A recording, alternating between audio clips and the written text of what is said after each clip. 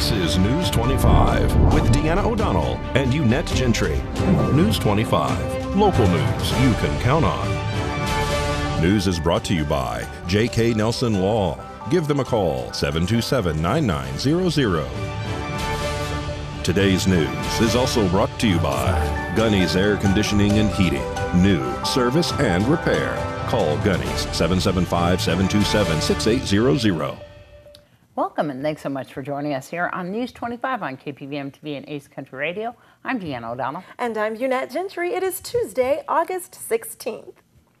Well, the National Park Service is reporting that police are investigating the finding of more human remains discovered at Lake Mead. This is now the fourth occurrence since the water has been receding due to extreme unprecedented drought at our nation's largest reservoir.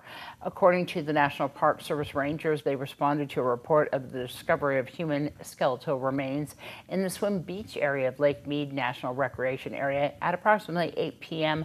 Monday night, August 15th. Park rangers have set a perimeter to recover the remains with the support from the Las Vegas Metropolitan Police Department's dive team. The Clark County Medical Examiner has also been contacted. This investigation is ongoing and no further information will be provided at this time. Of course, we'll keep you posted. And in other area news, traffic was blocked in all directions on Pahrump's south side this morning while police and medics attended to a high-impact crash involving a school bus. Pahrump Valley Fire and Rescue, Nye County Sheriff's Office deputies, auxiliary units, and Nevada Highway Patrol were dispatched to a vehicle crash this morning on Turner and Quarter Horse. That's on the south side of Pahrump. Involved was a sedan and a Nye County School District school bus. On board the school bus was the driver and one student passenger. Nye County Sheriff's Office deputies arrived on scene and blocked traffic in all directions along with auxiliary units. Pahrump Valley Fire and Rescue evaluated all three individuals at the scene of the crash. No one inside the bus claimed any injuries. The driver of the sedan, however, was transported by ground ambulance to Desert View Hospital. The bus sustained major damage to the window, to the left side, and to the tire, and was undrivable at the time. The Nye County Sheriff's Office says that the vehicle was traveling southbound on Quarter Horse and the bus was traveling westbound on Turner Boulevard when the crash occurred. The driver of the sedan reportedly did not stop at the stop sign and did not yield to the bus. That is when the collision occurred, striking the bus and then spinning around, striking the bus once again on the rear part of the sedan. That driver will be cited by the Nye County Sheriff's Office. And the Nye County Sheriff's Office report that they have arrested one of their own for alleged child abuse. The Nye County Sheriff's Office is reporting that they have arrested one of their own in Tonopah.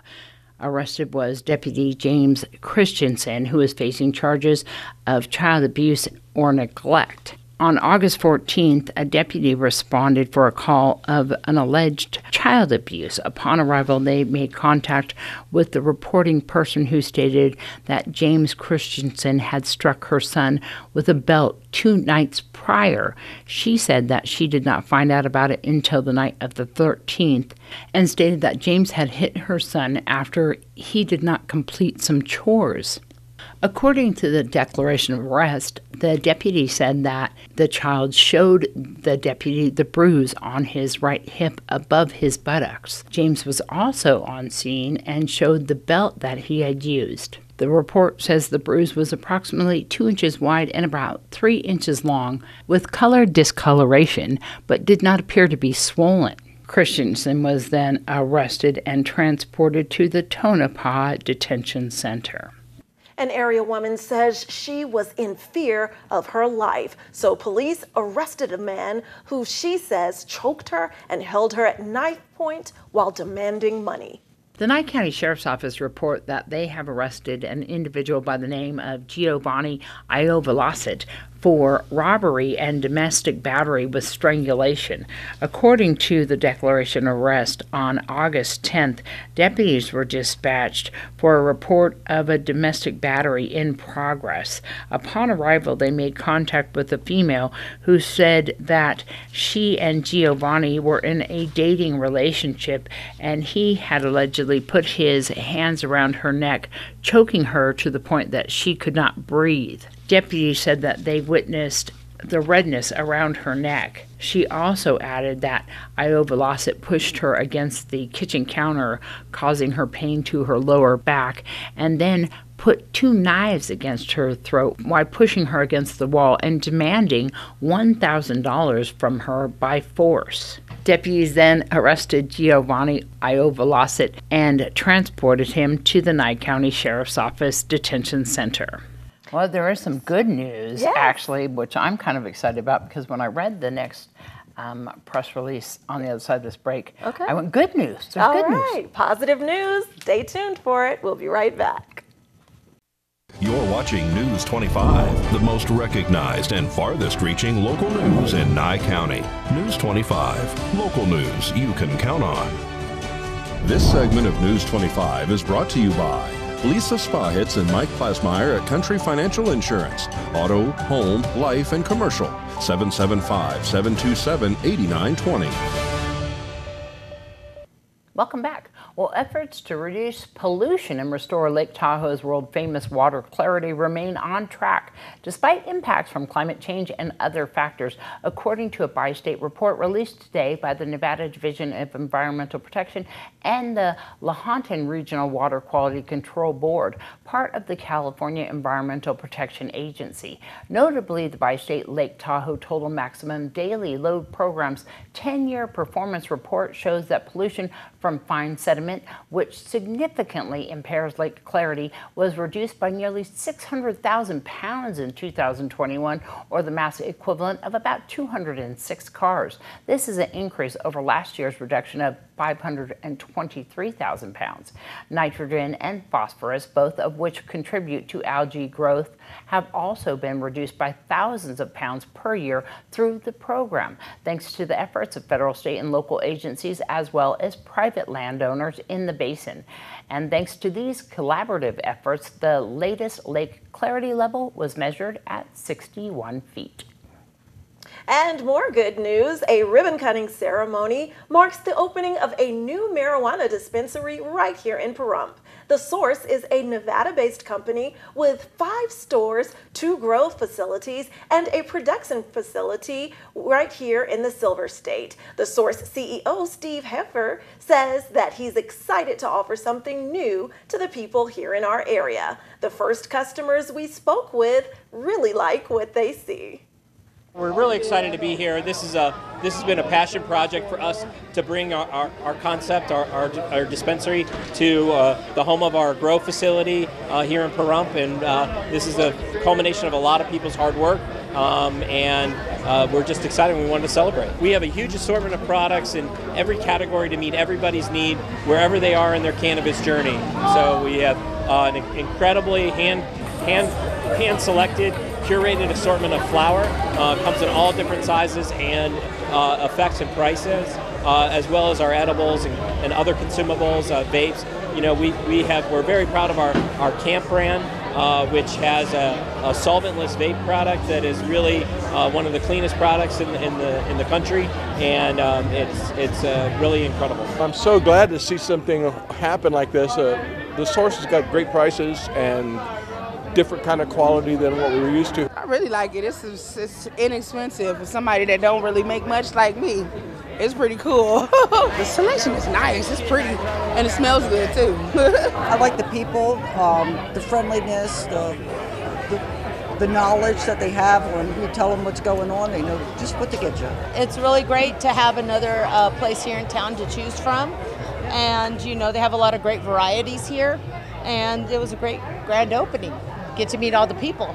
We have our whole production team here as well. Our grow facility is just around the corner here. It's a large modern facility that we put a lot of investment in, and it's really turning out incredible plants, and more importantly, it's staffed with really wonderful people. We've had these folks on staff for a long time, not only to make sure that today went really well, but we want to make sure that we meet, everybody's trained to help everybody find the right cannabis product for them, and we want to meet everybody on wherever they are in their cannabis journey. You may have people that are really experienced cannabis people, you have people that are just trying it out for the first time. We want to make sure that we can talk to them in a language in which they understand, and they make the right selections, and making sure that we take care of the community that we're in, which is really important. The Source is located at 2370 Homestead Road here in Pahrump. That's on the corner of State Route 160 and Homestead. For more information, you can visit their website, thesourcenv.com. Well, the World Health Organization recently declared monkeypox a global public health emergency, with cases being reported in many different countries, including here in the United States. And you know that we recently reported right here in Pahrump one case. So what exactly is the virus and how does it spread? Monkeypox is a virus that is in the same family as smallpox. It can be transmitted a number of different ways, but most commonly it's from skin-to-skin contact. Dr. Kristen England is an infectious disease specialist for Cleveland Clinic. She says monkeypox, which is rarely fatal, can also be transmitted through clothing, sheets, and towels that have been used by a person who is infected. The risk of contracting the virus by touching a contaminated surface is low. Common symptoms initially include fever, chills, swollen lymph nodes, fatigue, and muscle aches, followed by a rash which eventually turns into lesions. Dr. England says monkeypox can last anywhere between 4 and 6 weeks and will typically resolve on its own. However, there is medication available. The United States has also started distributing a vaccine for the virus, which will be given to those who have already been exposed or are considered high risk. So monkeypox vaccine is recommended to be a series of 2 vaccines given 4 weeks apart. We're certainly going to want to follow up with those, but right now our biggest concern is making sure that those who are at highest risk get that first dose of vaccine. Well, Dr. England says if you suspect you might have been exposed to monkeypox, you should avoid close contact with anyone and self-isolate until you can consult your physician for further guidance. News 25 will return on the other side of this break. You're watching News 25, brought to you by Mountain West Lawyer, Injury Attorneys, 727-9500. Also brought to you by Silver State Health. Visit silverstatehealth.org or call 702-471-0420 for an appointment. News 25, local news you can count on. Welcome back. Well, the town of Pahrump Facility Reservation Services has moved to a new location with new office hours and a new phone number. Reservation applications, payments, and inquiries should be directed now to the Pahrump Tourism Building, located at 400 North Highway 160 here in Pahrump, next to Pahrump Valley Fire and Rescue. The new operating hours are 6 a.m. until 3 p.m. Monday through Thursday and 6 a.m. until noon on Fridays. The new phone number is 775-727-2825, and this applies to inquiries and reservations for the Chief Tecopah Cemetery, Bob Roode Community Center, Petrick Park, Ian Dortch Memorial Park, Simpkins Park, Fall Festival reservations, non-parade reservations, McCullough Rodeo Arena, and you can contact Courtney Kinney at 775-727-2825, or you can email ckinney@pahrump.nv.org. Again, the new hours are 6 a.m. until 3 p.m. Monday through Thursday and 6 until noon on Fridays. And we do have a Save a Pet with a special needs pet. We're going to go to Pat Lemming. Hi, this is Wally. He is here at Never Forgotten Animal Society. You give Wally a toy and he is all about it. He loves playing with toys. He loves running. He is one of the min pins that is very person protective. It's going to take a moment for him to get used to you and to accept you, but as you can see, once he does, he's just a really sweet, sweet little man. So if you're interested in a special needs kind of guy, this is Wally, and he is going to take a moment to get to like you. So if you're interested, come on by. We're open Monday through Saturday from 10 until 5 every day. No appointment necessary. Just come on in when you're in the area. We're right behind Wells Fargo Bank at 520 East Street, Suite C in Pahrump. News 25 WeatherCam is brought to you by Lerner and Rowe Injury Attorney's Office in Pahrump. In a wreck, need a check? Call 702-877-1500. All right, there were fireworks in the sky last night during the storms. We have a few storm clouds lingering right now. We'll tell you what else is breezing through our forecast after this break.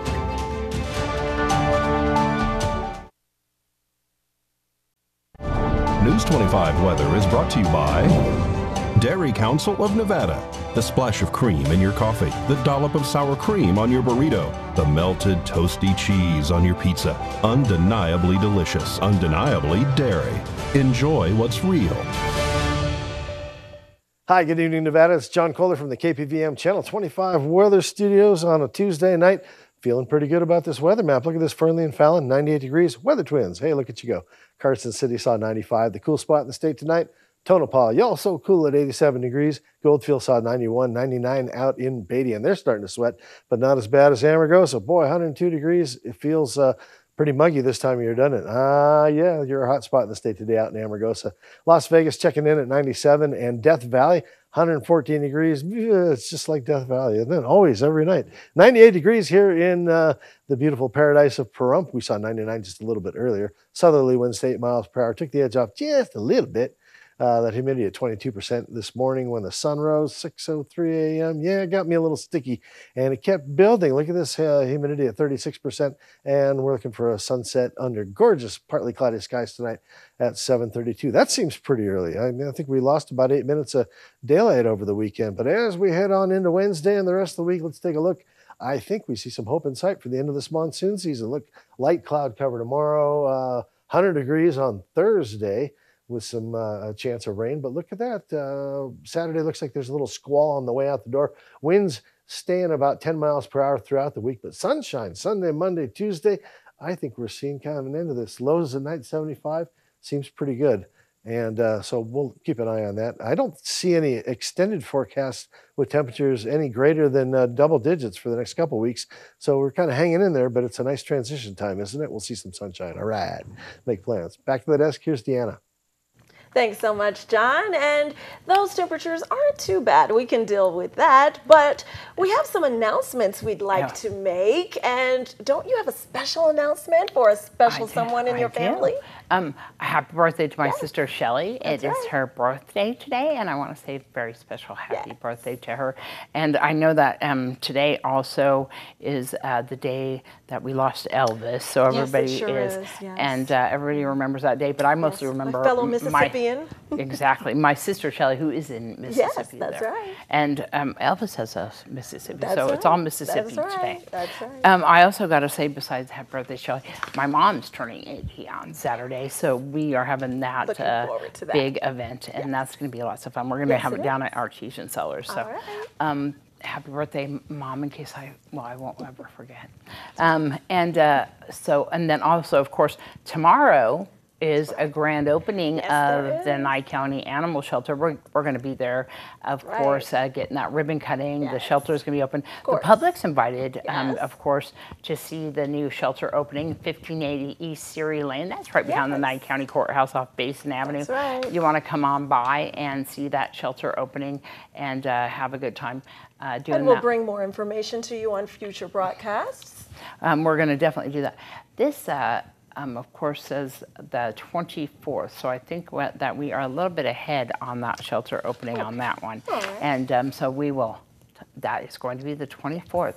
And so the shelter opening, once again, the 24th of August. And once again, happy birthday to Shelley. Everybody remember that we are doing the Fall Festival and we are gearing up for that. If you have any reservations, once again, and you missed that announcement that Unette was telling us all about for the reservations for the all the different parks, you can find that on our KPVM Facebook page. Any of the announcements that we make is, of course, on our page as well. And you know, any other announcements that we have coming up.